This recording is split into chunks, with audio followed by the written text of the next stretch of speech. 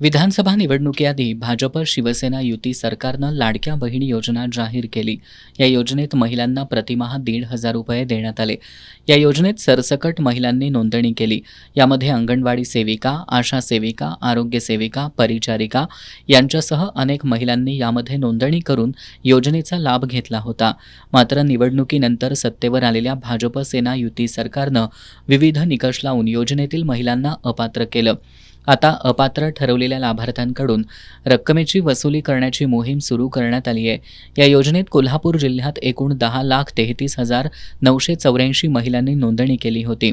यामध्ये कागलमधून 78,448, शिरोळमधून 1,05,467, शाहूवाडीमधून 53,163, आजऱ्यातून 33,180, हातकणंगलेमधून 2,14,806, राधानगरीतून 55,491, गडहिंग्लजमधील 61,403, करवीरमधून 2,54,762, भुदरगडमधील 39,581, पन्हाळ्यातून 72,307, चंदगडमधून 55,402 आणि गगनबावड्यातून 1,34,00 महिलांनी या योजनेचा लाभ घेतलाय.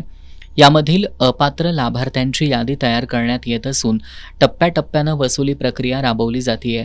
कोल्हापुरात आत्तापर्यंत 88 लाडक्या बहिणींकडून 8,47,000ची वसुली केली आहे. यामध्ये काही शिक्षकांच्या पत्नी असल्याचं निदर्शनास आलंय. दरम्यान या कारवाईमुळे लाभार्थ्यांमध्ये संभ्रमाचं वातावरण निर्माण झालंय. विशेषतः चंदगड, आजरा, गडहिंग्लज या डोंगरी तालुक्यांमध्ये सर्व्हर डाऊनमुळे ई-केवायसी प्रक्रिया रखडल्याच्या तक्रारी आहेत. परिणामी खऱ्या अर्थानं मोलमजुरी करणाऱ्या आणि हॉटेलमध्ये काम करणाऱ्या गरजू आणि अशिक्षित महिलाही लाभापासून वंचित राहिल्याचं चित्र दिसतंय. अपात्र ठरलेल्या महिलांकडून ई-केवायसीची मुदतवाढ आणि पुनर्पडताळणीची मागणी होतीये. दरम्यान प्रशासनानं अपात्र लाभार्थ्यांनी स्वेच्छेनं रक्कम परत करावी, अन्यथा कठोर कारवाई केली जाईल असं स्पष्ट इशारा दिलाय. दरम्यान लाडकी बहीण योजनेतील वसुली मोहिमेमुळे एकीकडे गैरप्रकार उघड होत असताना दुसरीकडे खऱ्या गरजूंना न्याय मिळावा अशी अपेक्षा व्यक्त होतीये.